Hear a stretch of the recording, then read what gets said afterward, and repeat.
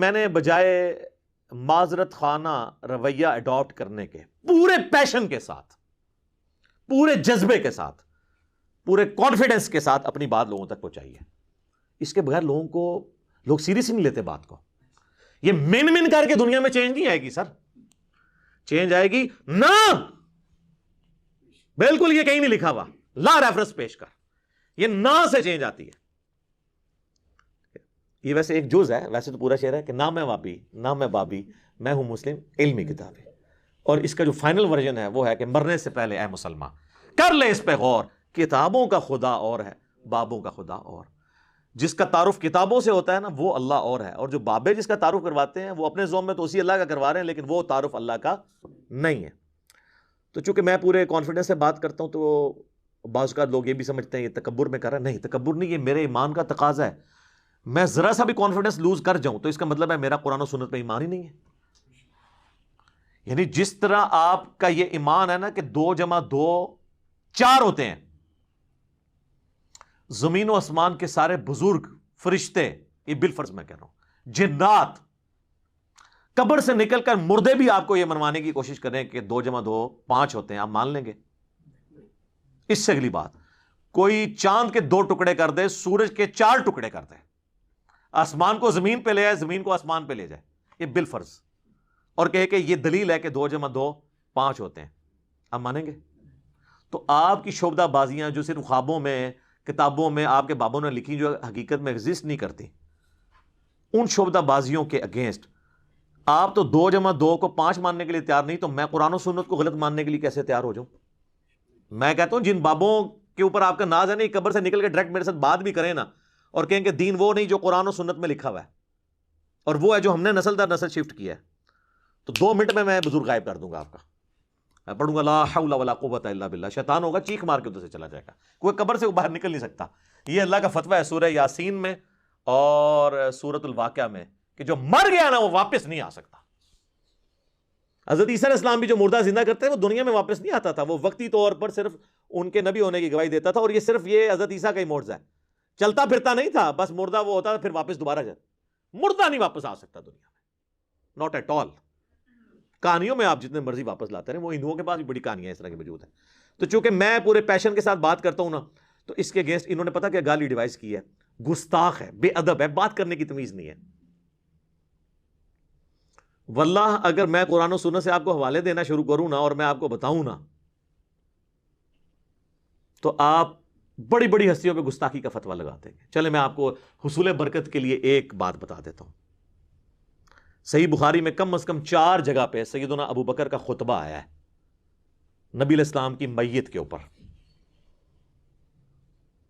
حدیث کے الفاظ ہیں کہ سیدنا ابو بکر آئے، حجرہ عائشہ میں داخل ہوئے، سلام اللہ علیہا، نبی علیہ السلام کی مبارک چادر آپ کے مبارک چہرے سے ہٹا کر ماتھے پہ بوسہ دیا اور کہا اللہ کے نبی آپ پر اللہ 2 موتیں جمع نہیں کرے گا، ایک موت آپ کو آنی تھی وہ آ گئی، اب آخرت کی ہمیشہ کی زندگی ہے یا نہیں. باہر آ کر خطبہ دینے لگے تو دیکھا سیدنا عمر نے تلوار اٹھائی اور وہ کہہ رہے ہیں کہ جو کہے گا نبی علیہ السلام مر گئے ہیں میں اسے قتل کر دوں گا. تو اسی کا جواب اصل میں سیدنا ابو بکر نے دیا، کیونکہ حضرت ابو عمر سمجھتے تھے کہ رومن اور پرشین امپائر کے گرنے کی پروفیسیز نبی علیہ السلام نے کی ہیں، تو ابھی تو وہ گری نہیں ہے، آپ جا ہی نہیں سکتے. تو جس طرح موسیٰ علیہ السلام 40 دن کے لیے کوہ طور پہ چلے گئے تھے، نبی علیہ السلام بھی وقتی طور پہ گئے ہیں، ڈورمنٹ کنڈیشن میں واپس آ جائیں گے پھر. تو اس کی نفی کی کہ 2 موتیں نہیں ہوں گی، اب آپ کو چونکہ موت آ چکی ہے، اب واپس نہیں آپ دنیا میں آئیں گے، اب آخرت کی زندگی ہے.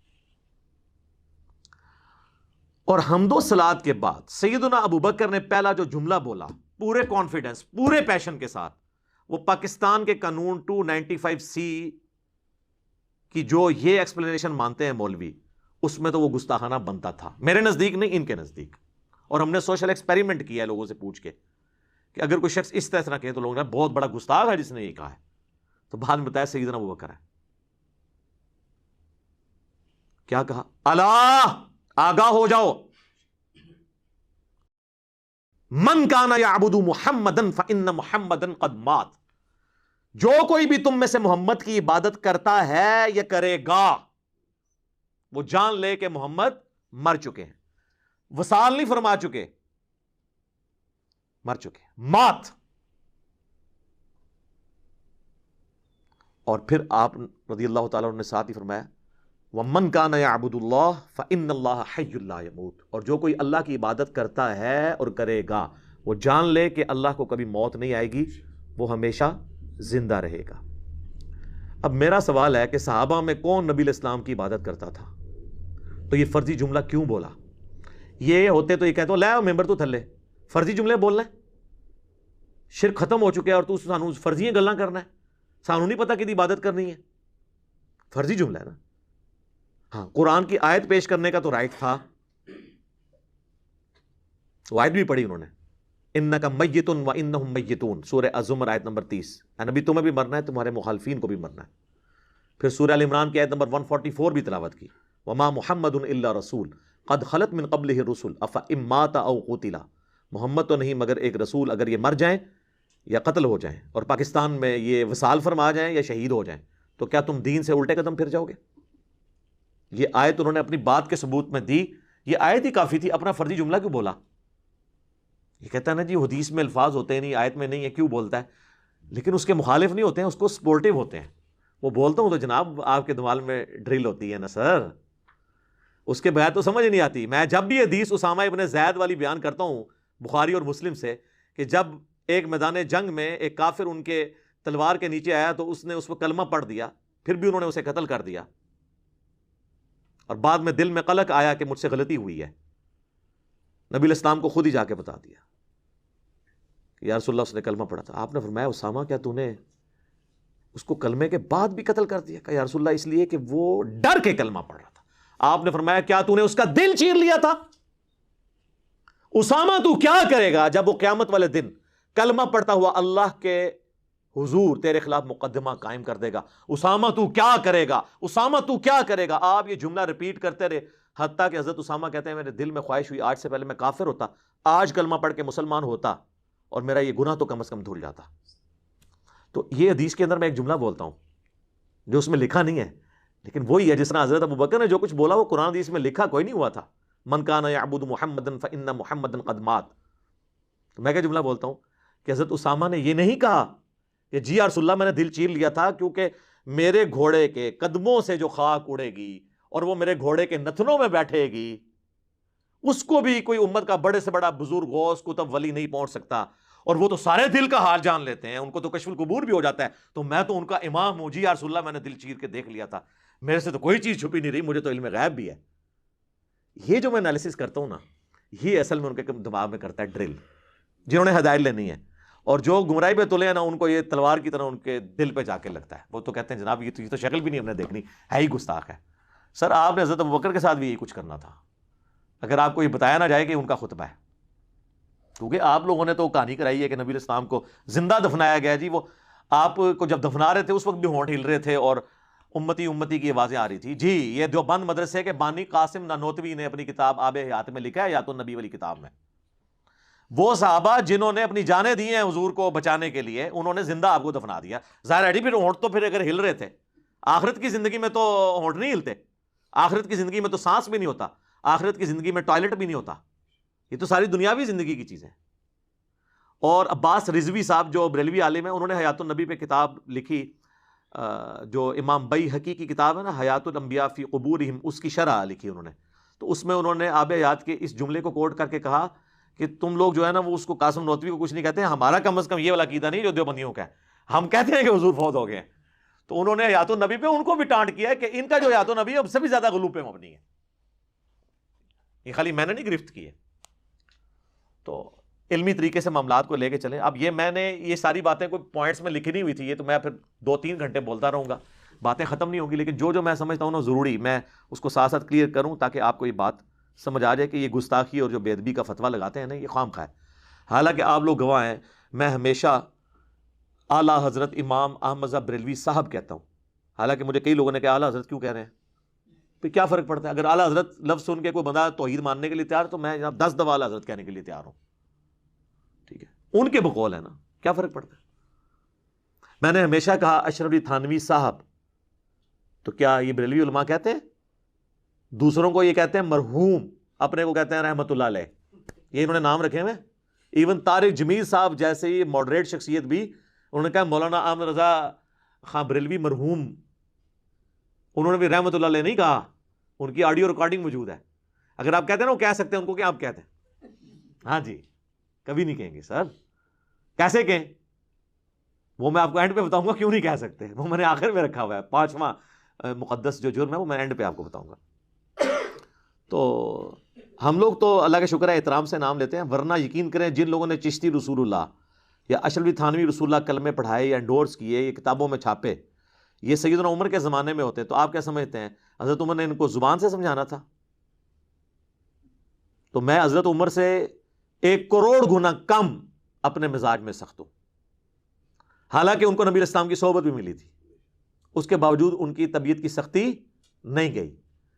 تو میں نے تو آج تک تلوار نہیں سونتی, تو میری نرمی بہت زیادہ ہے ان سے. یہ میں آپ کو ایک علمی بات کر رہا ہوں, آپ یہ نہ کہ کل کو کوئی کہہ دے کہ میں نے اپنا مرتبہ ان سے بڑھا دیا. میں آپ کو فرق بتا رہا ہوں کہ ان کی سختی ایکسیپٹ کی ہوئی ہے نا آپ نے, تو میری تو سختی ہے بھی نہیں ہے. آپ ذرا میری طرح کام تو کر کے دیکھیں, پھر آپ کو پتہ چلے گا میں تو سب سے نرم بندہ ہوں. اور گستاخانہ عبارتوں میں جتنے لوگ بول رہے ہیں نا, سب سے نرم میں ہوں. میرے زیادہ نرم بندہ آپ کو ملے گا نہیں کوئی.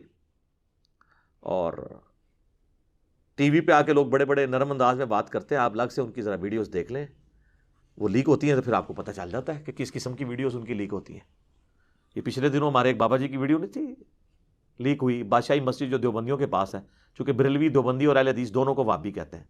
تو اذان مغرب شروع ہوئی مزار اقبال پہ, یہ 9 نومبر 2020 کی بات ہے, ویڈیو ریکارڈ موجود ہے. تو انہوں نے کہا جی اٹھو جی, چلو جی, انہاں دی کیڑی جان ہے, اے تے سوراں دے سور نے. کہنا انہاں بڑے تے اخلاص منگو تو بڑے بڑے لوگ ہم گداواں نو خیر پا ہی دے دیں. چلو جی چلیے, او بھابیاں دی اذان اے تے کڑا تے اے تے سور دے سور. چلو چلیے.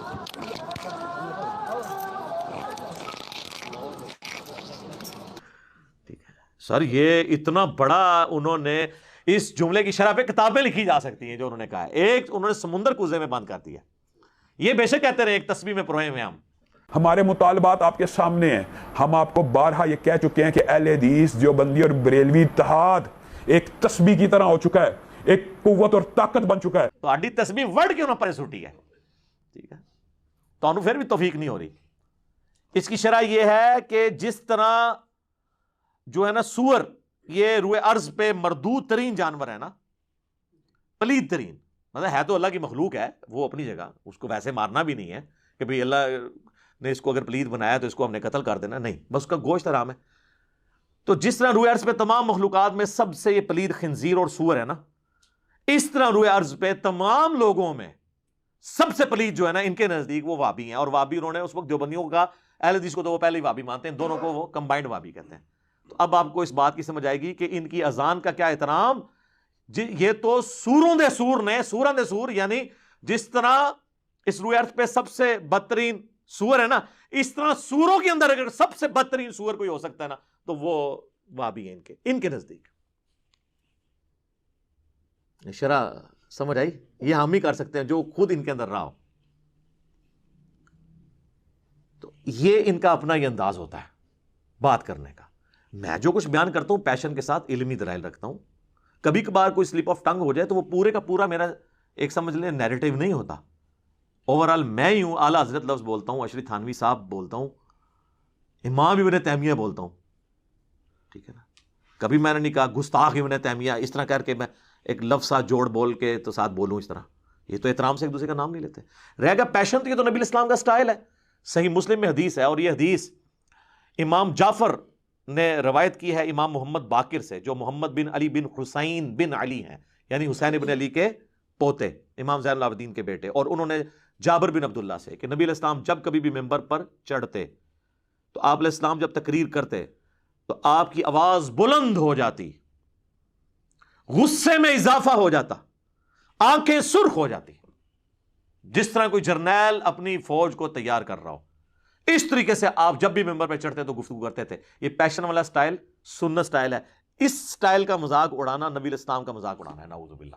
لیکن چونکہ ان جاہلوں کو پتہ ہی نہیں, نہ انہوں نے قرآن پڑھا نہ حدیث, یہ تو اپنی فقہ کی کتابیں اور دورہ حدیث کرتے ہیں. اور اس کے بعد پھر ان کو, یعنی وہ دورہ حدیث صحیح طرح کیا نہیں ہوتا, ان کو دورے ہی پڑھتے رہتے ہیں اپنی فقہ کے. پورا دورہ حدیث کیا ہوتا تو ان کو کچھ پتہ چلتا, ان کو فقہ کے دورے پڑھتے رہتے ہیں. پھر یہ صحیح مسلم میں 2005 نمبر حدیث ہے. تو یہ نبی علیہ السلام کا سٹائل ہے. اور اس کے بعد آپ علیہ السلام کہتے ہیں میں اور قیامت اس طرح ساتھ بھیجیں گے جس طرح یہ 2 انگلیاں. اور پھر آپ کہتے ہیں فإن خیر الحدیث کتاب اللہ وخیر الہدی ہدی محمد صلی اللہ علیہ وآلہ وسلم وشر الامور محدثاتها وکل محدثۃ بدعہ وکل بدعۃ ضلالہ وکل ضلالۃ فی النار. یہ آپ کا خطبہ ہوا کرتا تھا صلی اللہ علیہ وآلہ وسلم. اب لہٰذا کسی عالم دین کے ساتھ میرا کمپیریزن نہ کروائیں. کروانا ہے آپ نے پیشن کا تو ڈاکٹر اسرار صاحب سے کروائیں, تو آپ کو وہاں پہ بھی یہ اسٹائل نظر آئے گا. رہ گیا میرے موضوعات, تو وہ تو دنیا میں کسی نے ان موضوعات کو ٹچ نہیں کیا, کیونکہ اس کے ساتھ تو بہت بڑی دنیاوی نقصانات, ایون جان کا نقصان جوڑا ہوا ہے. لہٰذا کہنا جی طارق جمیل صاحب کتنا میٹھا بولتے ہیں, جی مجھے وہ لیکچر بتائیں جس میں انہوں نے چشتی رسول اللہ اور اشرفی تھانوی رسول اللہ کا رد کیا اور بڑے میٹھے انداز میں لوگوں کو سمجھایا کہ یہ کلمات نہیں ہوتے, یا آپ بھی کہہ کے ریکارڈ کرواتے ہیں.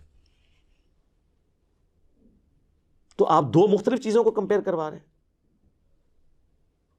آپ گولف کے بال کا مقابلہ کرکٹ کے بال کے ساتھ کروانا چاہ رہے ہیں, ان کے ٹاپکس ہی نہیں ہیں. چلیں آپ خود کر کے بتا دیں ذرا, پھر آپ کو پتہ چل جائے گا آپ کے ساتھ جو ہوگی کتنا عرصہ آپ سروائیو کریں گے. تو میں تو اللہ کا شکر ہے پھر بھی بڑا نرم ہوں. اور اگر یہ علماء مجھے مخلص ہوتے نا سمجھانے میں, تو ہوتا یوں کہ میرے پاس آتے اکٹھے ہو کر بریلوی علماء اور مجھے کہتے ہیں کہ دیکھیں آپ تھوڑی سی یزید کے معاملے میں نرمی کریں. آپ ہر معاملے میں اہل حدیث کو یزید والے مسئلے میں اتنا رگڑا لگاتے ہیں, ان کے بیچاروں کے چڑیا جتنے دل دکھ جاتے ہوں گے. آپ بار بار یزید کو کنڈیم کرتے ہیں, بار بار. ٹھیک ہے ہم بھی مانتے ہیں کہ یزید نے برا کام کیا, لیکن اہل حدیث ہمارے بھائی ہیں, ان کے دل دکھتے ہوں گے. آپ یزید والا ٹاپک چھوڑ ہی دینا. یہ کہیں گا کبھی کوئی بریلوی کیا کہے گا, منڈ کے رکھو انہوں, چک کے رکھو کام, انجینئر صاحب چک کے رکھو. یہ لکھا ہوتا ہے کامنٹس میں, کام چک کے رکھو. آج تک مجھے کسی اہل حدیث نے نہیں آ کے کہا کہ دیکھیں آپ علی بھائی ہر دوسرے لیکچر کے اندر آپ یہ کہتے ہیں کہ مرے ہوئے بزرگوں کو پکارنا شرک ہے, یہ قبروں پہ مزارات نہ بنائے جائیں, یہ بدعات ہیں. توحید کے اوپر آپ اتنا زور لگاتے ہیں, مزارات کی مذمت کرتے ہیں, ہر دوسری ویڈیو میں کہتے ہیں رفع الیدین کے ساتھ نماز پڑھو, یہ سنت طریقہ ہے. تو ہمارے حنفی جو بریلوی اور دیوبندی بھائی ہیں, ان کے چڑیا جتنے دل دکھ جاتے ہیں, آپ کو کیا ضرورت ہے رفع الیدین پہ بات کرنے کی؟ آپ چپ کر کے بس اپنا ایک بات کریں, ان کے دل دکھ جاتے ہوں گے. کبھی نہیں کوئی, اللہ کے فضل سے اس کے بعد بھی کوئی نہیں آ کے سمجھائے گا. میں تھوڑی بوتھیے تو اندازہ لا لیں گے, تسی ایکٹنگ پہ کر دے ہو یا تسی اندروں پہ بول دے ہو, پتہ لگ جاتا ہے. مانو زیادہ کون تمہیں پہچان سکتا ہے, بلکہ سونگ کے بھی دس دیں گا. آپ نہیں مطلب سونگ کے بتا نہیں دیتے. آپ مجھے بتائیں ایک بندہ آپ کے سامنے آئے جس کے بال بکھرے ہوں, اتنی لمبی داڑھی ہو اور آدھی پنڈلی تک اس نے شلوار اٹھائی ہو, تو آپ کو وہم بھی آئے گا کہ یہ بریلوی ہے. ہاں اسی طریقے سے ایک بندہ جو ہے خوبصورت سی ایک مٹھی کے برابر بالکل گول کر کے داڑھی اور ایک سخت سی ٹوپی اس نے پہنی ہو اور مجھے صاف کی ہو, آپ کو یہ وہم بھی آئے گا کہ یہ جو ہے وہ اہل حدیث ہے. آپ کہیں گے دیوبندی تبلیغی ہے. ٹھیک ہے, تو وہ سب کو پتہ چل جاتا ہے شکل و صورت سے. لہٰذا وہ آپ کی بھی سونگنے کی حصہ اللہ کے فضل سے بہت زیادہ ہے, عام لوگوں کو بھی پتہ ہے. تو یہ آج تک کسی نے آ کے مجھے نہیں کہا. تو میں تو اللہ کا شکر ہے کہ میں علماء کے اصول اور مبادی کے اوپر ہی ان کو سمجھاتا ہوں. اس سے بہتر دنیا میں کوئی طریقہ نہیں ہو سکتا, اور یہ قرآن نے ہمیں سکھایا تعالوا الی کلمۃ سواء بیننا و بینکم. یہود و نصارہ کے ساتھ بھی آپ کامن ٹرم کے اوپر اکٹھے ہو سکتے ہیں. سورہ آل عمران کی آیت نمبر 64 ہے. تو میں کامن ٹرم پہ اکٹھا ہوتا ہوں. میں بریلویوں سے کہتا ہوں کہ دیکھو میں خود 31 سال بریلوی رہا, مجھے بچپن سے یہ چیز بتائی گئی کہ دیوبندیوں کے امام نے اشرف علی رسول اللہ کلمے کو انڈورس کیا تھا, لہٰذا یہ گستاخ رسول ہیں. تو میرے بھائیوں میں یہ مانتا ہوں, آپ بھی مانتے ہو؟ کہتے ہیں جی مانتے ہیں. تو اب تو یار وہ چشتی رسول اللہ نکلا ہے حش بہشت میں, تو ہونا تو چاہیے کہ جناب چاہے اشرفی تھانوی رسول اللہ یا چشتی رسول اللہ ہے, دویاں دی ایسی تھی تیسی.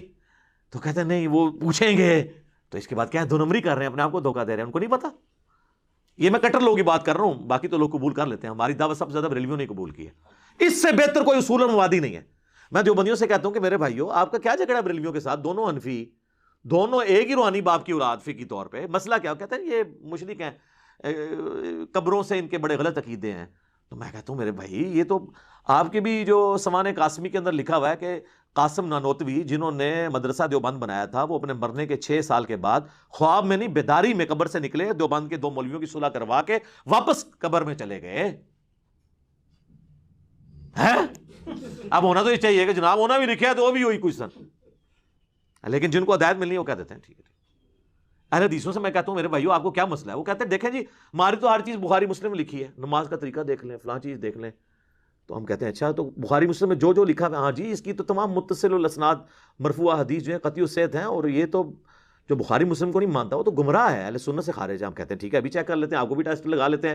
تو سر صحیح بخاری اور مسلم دونوں میں حدیث موجود ہے، اور بخاری کا اس کا طریق ہے 2812.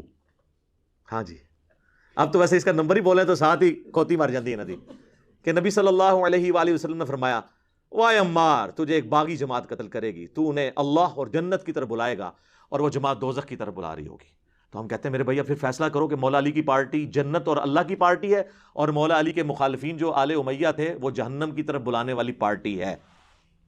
جہنمی نہیں میں کہتا، جہنم کی طرف بلانے والی. ساتھ ہی وہ بخاری مسلم کا بخار محبت ختم. یہ حدیثیں نہیں بیان کرنی چاہیے. ہم کہتے ہیں سر مسلم کا آپ مقدمہ پڑھیں، صحیح مسلم کے مقدمے میں لکھا ہے، امام مسلم میں نے خود لکھا ہے کہ میں تو عوام الناس کے لیے حدیثیں لکھ رہا ہوں.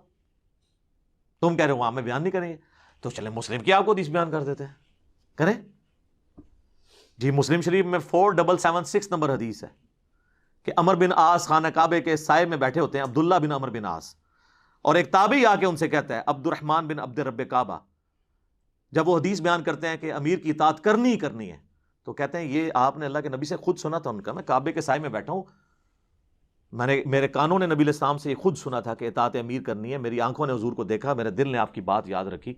تو انہوں نے کہا پھر اگر یہی بات ہے تو آپ کے چچا کا لڑکا معاویہ ابن ابی سفیان، چلے ہم تو احترام سے نام لیں گے، رضی اللہ عنہما، جو ہمارے امیر ہیں اس وقت، وہ تو ہمیں حکم دیتے ہیں کہ ہم لوگوں کو ناحق قتل کریں اور لوگوں کا مال حرام طریقے سے ہڑپ کریں. جبکہ سورہ نساء میں آیت نمبر 29 میں اللہ تعالیٰ فرماتا ہے کہ اپنوں کو مت قتل کرو، یعنی ایک دوسرے کو، یعنی ایک دوسرے مسلمان ہی ہوتا ہے نا، اس لیے اس کو کہا کہ اپنوں کو گویا قتل کرنا ہے، ایک دوسرے کو قتل کرنا، اور ایک دوسرے کا مال حرام طریقے سے ہڑپ مت کرو. اب ہمیں بتائیں ہم اللہ کی بات مانیں کہ یا معاویہ کی بات مانیں؟ تو وہ خاموش ہو جاتے ہیں. ان کا تو خیال ہے خاموش ہو کے انہوں نے کہا ہوگا تجھے ایران سے فنڈ آتا ہے، کہیں تو انجینئر کی ویڈیو تو نہیں دیکھتا، تو نے کہیں ڈائریکٹ تو نہیں حدیث پڑھ لی. تو وہ سر اٹھا کے کہتے ہیں کہ جن کاموں میں معاویہ تمہیں اللہ کے حکم کے مطابق چلاتا ہے اس میں ان کی اطاعت کرو، اور جس میں وہ مخالفت کرے تم اس کی نافرمانی کرو. یہ حدیث جب ہم مسلم سے بیان کرتے ہیں تو یہ ماننے کے لیے تیار ہو جائیں گے.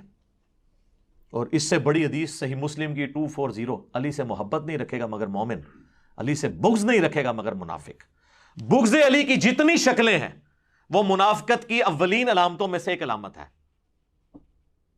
بس آپ یہ حدیث کسی سنی کی مسجد میں لگا کے دیکھیں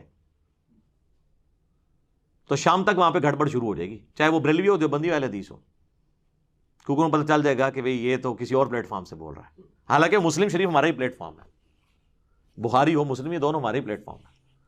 تو اس کے اوپر مجھے بتائیں اب اہل حدیث کو کیا غصہ کھانے کی ضرورت ہے؟ اسی طریقے سے اہل تشیع کی طرف آ جائیں، وہ تو خود اس چیز کا رونا روتے ہیں کہ آل امیہ کے دور پہ میں سیدنا علی پر ممبروں سے سب و شتم ہوتا تھا، تو تم نے وہی کام شروع کر دیا. میرے پاس تو کوئی شیعہ آتا ہے، میں کہتا ہوں میرا تم سے بنیادی اختلاف یہ ہے کہ تم معاویہ کے ٹریک پہ ہو، میں علی کے ٹریک پہ ہوں. علی نے تو اپنے مخالفین کے لیے دعائیں بھی کی، ان کے جنازے بھی پڑھائے، اور اپنے ہاتھوں سے ان کو دفن بھی کیا، ان کی لاشیں اٹھائیں، ان پہ گریہ کیا. اور تم لوگ جو ہے وہ حضرت علی کے طریقے پہ نہیں چلتے ہو، اور ان لوگوں کے طریقے پہ چلتے ہو جنہوں نے 60 سال تک ممبروں پہ حضرت علی پہ لعنت کی. تم بھی صحابہ پہ لعنت کر کے انہی کے طریقے پہ ہو، تو آگے سے وہ بھی پریشان ہو جاتا ہے. اب اس سے بہتر اور کیا طریقہ ہے ان کو سمجھانے کا؟ تو ہم جس اصول اور مبادی، اسی کو میں نے اینٹی وینم، پھکی الزامی جواب نام دیا ہوا ہے. جیسے کوبرا سانپ کاٹ جائے نا تو اس کا علاج پھر کوبرے کے زہر سے ہوتا ہے، اسے کہتے ہیں وینم کا علاج اینٹی وینم، جو اس کے زہر سے بنتا ہے. تو میں اسی اصول کے اوپر ان کو جواب دیتا ہوں، اسے میں اینٹی وینم کہہ دیتا ہوں، پنجابی میں اسے پھکی کہہ دیتا ہوں، اردو میں اسے کہا جاتا ہے الزامی جواب، کہ ہاں بھئی اب اس پہ اگر یہ بات ہے تو بھی مان آؤ. تو یہ کسی کو برا نہیں لگتا.